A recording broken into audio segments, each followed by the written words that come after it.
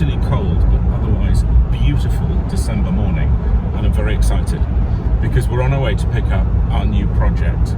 If you're a fan of the wonderful Jonny Smith, and frankly why wouldn't you be, and his Late Break Show channel, you may have seen a while ago on one of his barn find editions he uncovered a car that had been asleep in a garage for 30 years. But it wasn't just any old car.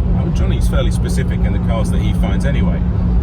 But this is probably one of the rarest cars in the UK. It's a Series 1 Mazda RX7.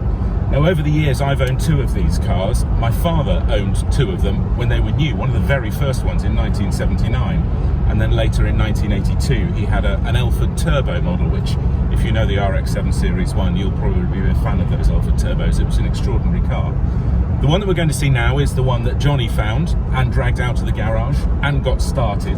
It's a 1982-83 Series 1. And the best bit about this is it's now mine.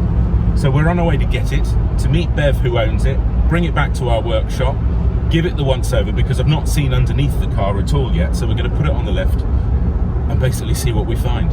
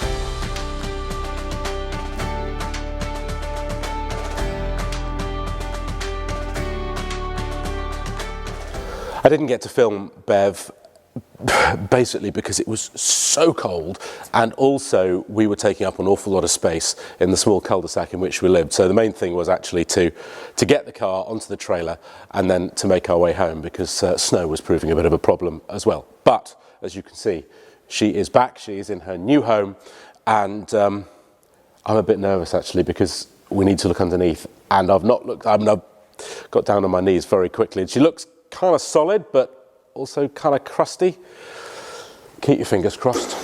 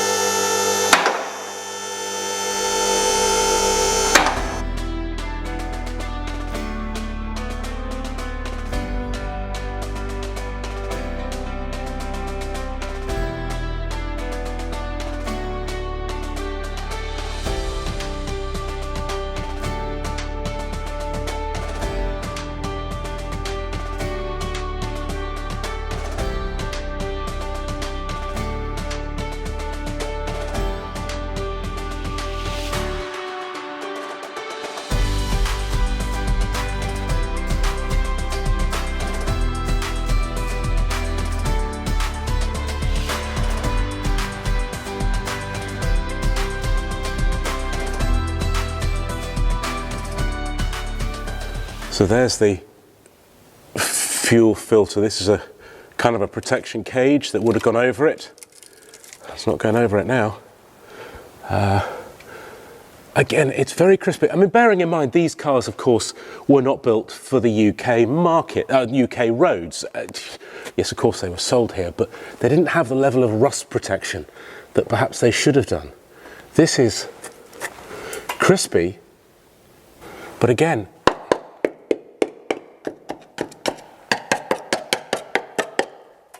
There's nothing, it's flaking off. But my thought would be, and shout at me if you disagree, a decent wire brush and treatment on there, it'll come up a treat. Yes, of course, the diff needs doing, the rear axle, the whole underside of this car needs completely rebuilding. New bushes, all this needs coming off, it needs powder, it needs blasting and powder coating. But actually, she's not bad. Looks a lot worse than it is. There we are, gearbox, bit of a leak there on the gearbox. Through, yeah, looks like the gasket for the sump needs replacing. Do you know what? It's not too bad. It's filthy and it's greasy, but even, you know, when you lift up the battery tray and look underneath, yes, there's surface rust there, but that's what the majority of this car has. It's surface rust. Further prodding and poking underneath, I've gone through small holes in the front of both footwells. You would kind of expect that on a car like this, I suppose. It's not difficult to repair. It's booked in at the beginning of April to be painted and to have any rust remedial work done. So I've got really not very long to clean up underneath, to replace all the suspension, the bushes, springs if needed, shocks if needed, all that sort of stuff. To get all that done, I want the underneath finished by the time it goes to paint. It's a daunting task, but let's just see how we get on. Let's move to the boot and see what the spare wheel well is like, because I've not seen that. That could be a disaster. Oh, I hope it isn't.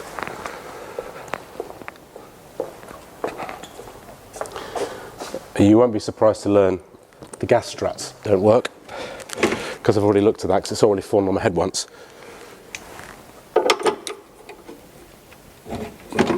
There we are, that's got those. Hang on a minute, let's tighten those up a bit more. There we are. There we are, right. So I've got vice grips holding the back glass up. If this ever smashed, I don't know what I'd do. So where are we? Well, we are in the boot.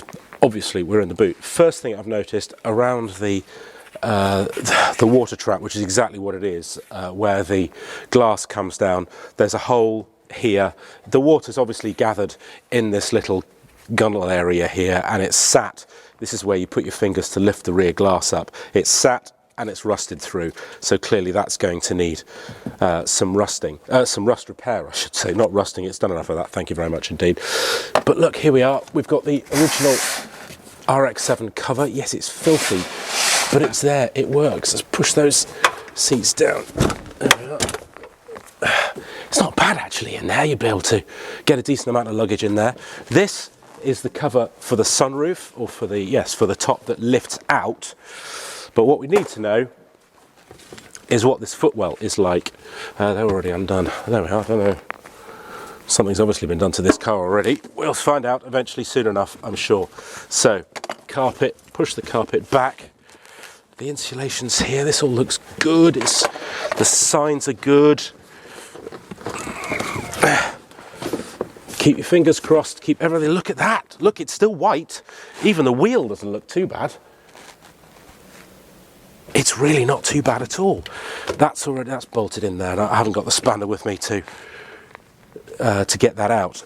But when you take a closer look at it, it is very, very, very solid. And even when you look down through the wheel itself, there we are, look in there. Sorry, camera's not brilliant here, but you can see. Oh, that's really encouraging. That's really good news. Really good news. As far as there we are, there's inside the backlights there. Yes, there's bits of surface rust that we can treat, but that's the point of this. It is very, very treatable.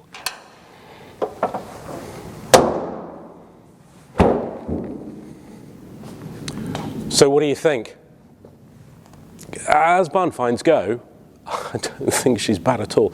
Of course she's crispy. You can't expect a car that's done 90,000 miles and then been stuck in a garage for 30 years not to be crispy, can you really?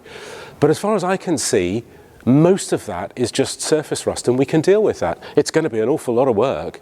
It's going to be an awful lot of work rebuilding all the suspension and the brakes and the bushes and everything else that I've already mentioned. But as I said at the beginning of this film, I have a history with these cars. They're not the quickest. They're certainly not the most economical. But they are pretty. They're lovely cars. They're of their time, certainly.